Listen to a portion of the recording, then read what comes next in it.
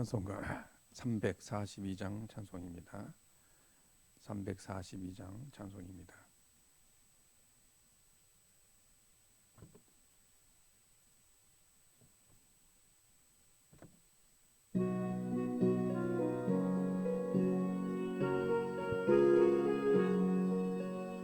내 시험을 당해 죄 짓지 말고 너 용기를 다해 훅 물리치라. 너 시험을 이겨 쇠임을 얻고 주 예수를 믿어 늘 승리하라. 우리 구주의 힘과 그의 위로를 빌라. 주님 내 편에 서서 항상 도우시리.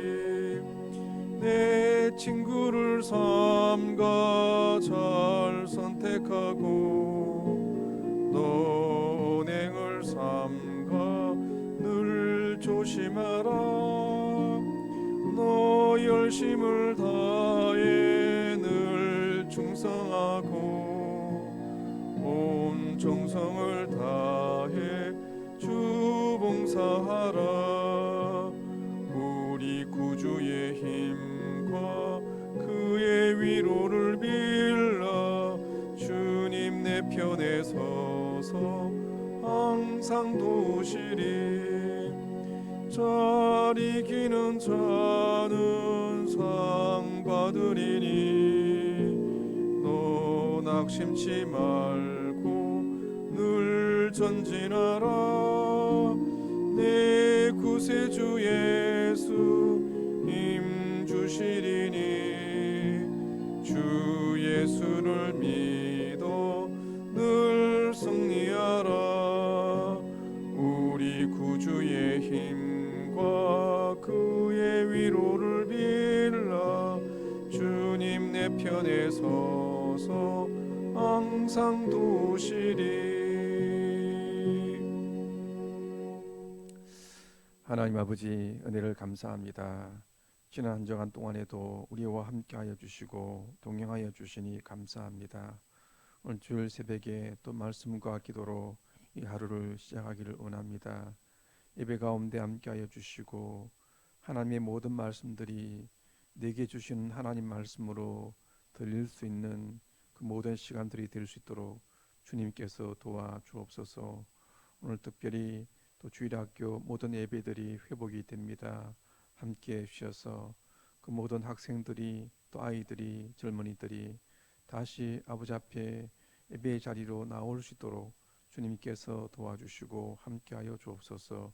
예수 그리스도 이름으로 기도하옵나이다. 아멘. 하나님 말씀 보겠습니다. 구약성경 욥기 6장 14절부터 30절까지 말씀을 봉독해 드리겠습니다. 욥기 6장 14절부터 30절입니다.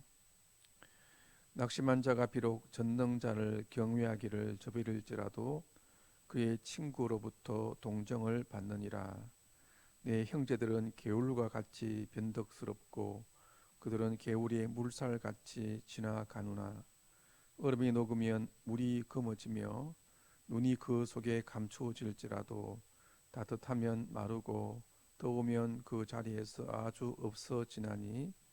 대상들은 그들의 길을 벗어나서 삭막한 들에 들어가 멸망하느니라. 대마의 떼들이 그것을 바라보고 스바의 행인들도 그것을 사모하다가 거기 와서는 바라던 것을 부끄러워하고 낙심하느니라. 이제 너희는 아무것도 아니로구나. 너희가 두려운 일을 본 적 겁내는구나. 내가 언제 너희에게 무엇을 달라고 말했더냐. 나를 위하여 너희 재물을 선물로 달라고 하더냐. 내가 언제 말하기를 원수의 손에서 나를 구원하라 하더냐. 복권의 손에서 나를 구원하라 하더냐. 내게 가르쳐서 나의 허물된 것을 깨닫게 하라. 내가 잠잠하리라. 옳은 말이 어찌 그리 고통스러운고 너희의 책망은 무엇을 책망함이냐. 너희가 남의 말을 꾸짖을 생각을 하나 실망한 자의 말은 바람에 날아가느니라. 너희는 고아를 제비 뽑으며 너희 친구를 팔아 넘기는구나. 이제 오나건대 너희는 내게로 얼굴을 돌리라. 내가 너희를 대면하여 결코 거짓말하지 아니하리라. 너희는 돌이켜 행악자가 되지 말라. 아직도 나의 의가 근제하니 돌아오라. 내 혀에 어찌 불의한 것이 있으랴. 내 미각이 어찌 속임을 분간하지 못하랴. 아멘. 오늘 본문도 계속해서 욥의 친구인 그 엘리바스에 대한 욥의 답변이 나오고 있습니다. 14절을 보시기 바랍니다. 낙심한 자가 비록 전능자를 경외하기를 저버릴지라도 그의 친구로부터 동정을 받느니라, 그렇게 말하고 있습니다. 이것을 예전의 성경인 개역 한글에서는 이렇게 번역을 하고 있습니다. 피곤한 자 곧 전능자 경외하는 일을 패한 자를 그 벗이 불쌍히 여길 것이 오늘이라고 말합니다. 지금 이 욥은 너무나도 피곤하고 낙심이 되어서 하나님께 경외하는 마음조차도 잃어버리고 있습니다. 이때 욥에게 필요한 것은 친구들로 인한 충고가 아닙니다. 오히려 위로였습니다. 그런데도 지금 이 친구들은 오히려 지금 욥에게 위로하기는커녕 오히려 그에게 큰 상처만을 지금 주고 있는 것입니다. 사람들은 사실 그렇습니다. 모든 사람들에게 기대하지 않습니다. 힘이 들 때 그래도 이 사람만큼은 내 마음을 알아주겠지라고 그렇게 생각을 합니다.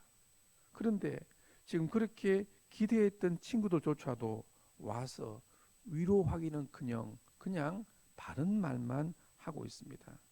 이것이 욥에게 가장 고통스러운 것이었습니다. 그래서 15절을 보시기 바랍니다.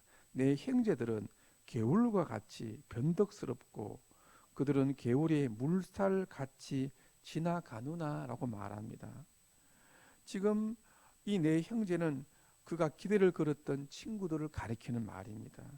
근데 그 친구들은 개울처럼 변덕스럽고 개울 물살처럼 빨리 지나간다라고 말합니다. 이 개울은 강물과는 달리 금방 또 비가 오면은 불었다가 금방 말라버립니다. 또 순식간에 지나가 버립니다. 지금 그를 위로해 주기 위해서 온 친구들도 마치 이 개울물과 같다는 것입니다. 그러니까 뭡니까? 욥이 잘 될 때는 몰려서 찾아옵니다. 찾아와서 힘이 됩니다. 근데 욥이 어려울 때는 개울같이 변덕스럽게 지금 욥에게 더 큰 괴로움과 고통을 주고 있습니다. 그러면서 계속해서 친구들에 관한 이야기를 합니다. 16절에서 19절을 보면 욥을 위로해 주기 온 친구들이 욥에게는 아무것도 아니다라고 하는 것을 네 가지의 비유를 가지고 이야기를 하고 있습니다. 그래서 16절에 보시면 얼음이 녹으면 물이 검어지며 눈이 그 속에 감추어질지라도 따뜻하면 마르고 더우면 그 자리에서 아주 없어지나니, 겨울철에 눈이 쌓여 있는데 그 눈이 녹으면 없어지는 것처럼 지금 마치 욥을 위로해 주기 위한 친구들은 그에게서 아무것도 아니라는 것입니다. 18절 19절에 보면 이 사막에서 이 장사꾼들이 사막길을 가다가 신기루를 봅니다. 근데 가보니까 아무것도 없습니다. 마치 지금 친구들이 바로 그와 같다는 것입니다. 그래서 그 다음에 보시면은 21절을 보십시오. 이제 너희는 그와 같이 내게 아무것도 아니로구나. 너희가 두려운 일을 본 적 겁내는구나 라고 말합니다. 그러면서 친구들에게 네 가지의 반문을 합니다. 내가 언제 너희에게 무엇을 달라고 말한 적이 있느냐?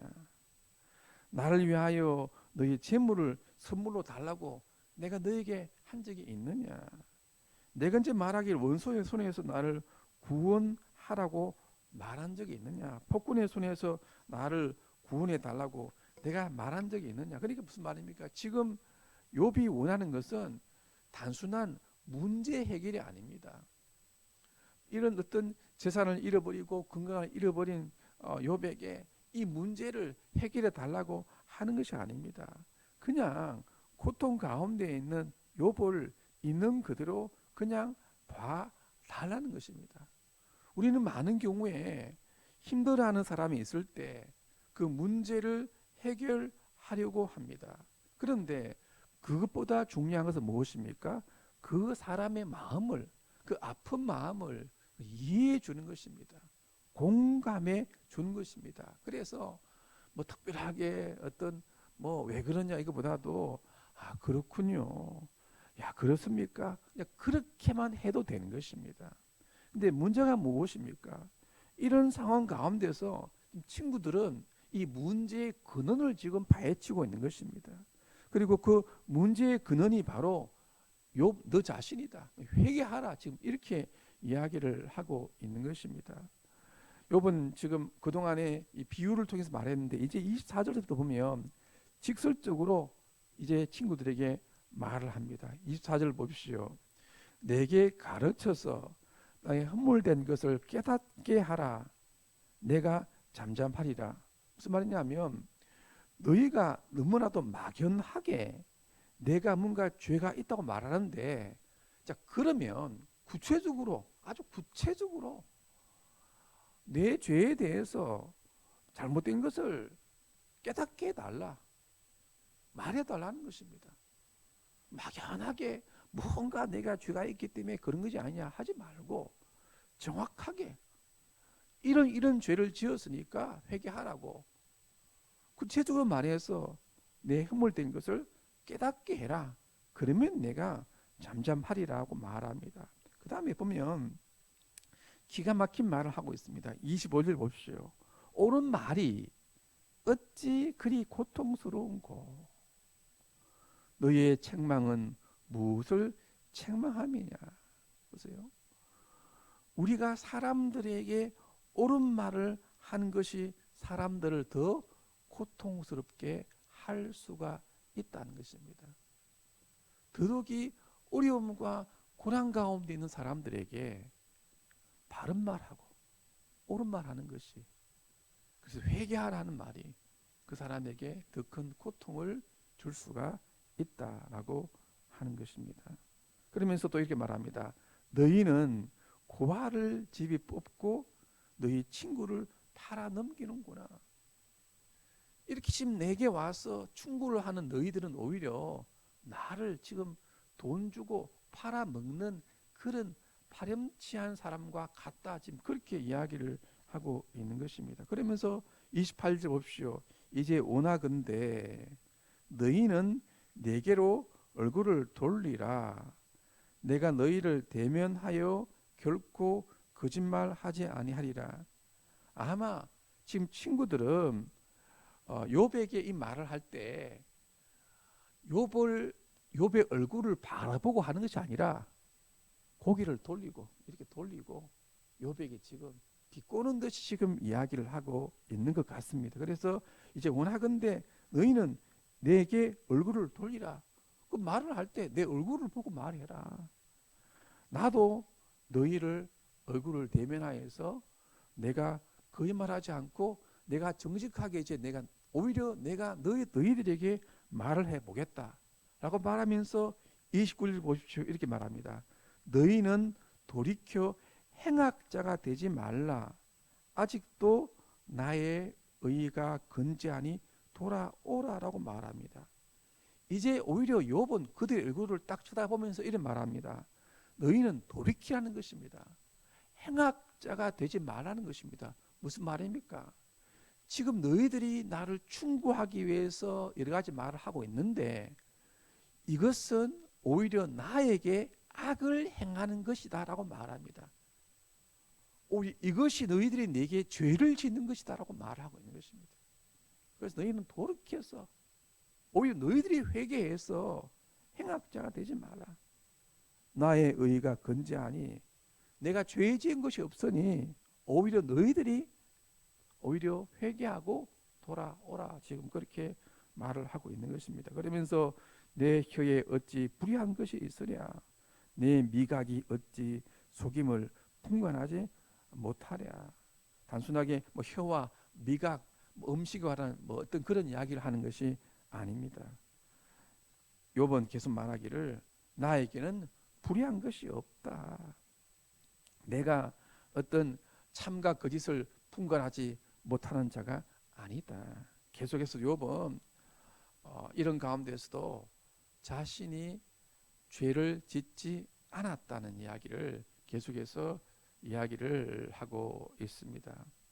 오늘 말씀을 통해서 우리의 옳은 말이 오히려 사람들에게 더 큰 상처와 고통을 줄 수 있다는 것을 알아야 되겠습니다. 고난당한 사람에게 제일 필요한 말은 충고의 말이 아니라 위로의 말입니다. 고난당하는 사람에게 제일 필요한 사람은 바른 말을 하는 것이 아니라 아무 말 없이 그냥 곁에 있어주는 사람입니다. 그리고 아픔을 해결해 주는 사람보다도 공감해 주는 사람이 필요합니다. 오늘 말씀을 통해서 우리 주위에 고난당하는 사람들이 있을 때 그 사람을 우리가 진정으로 위로해 줄 수 있는 그런 모든 성도님들이 될 수 있기를 간절히 바랍니다. 이 말씀을 가지고 함께 같이 기도하겠습니다.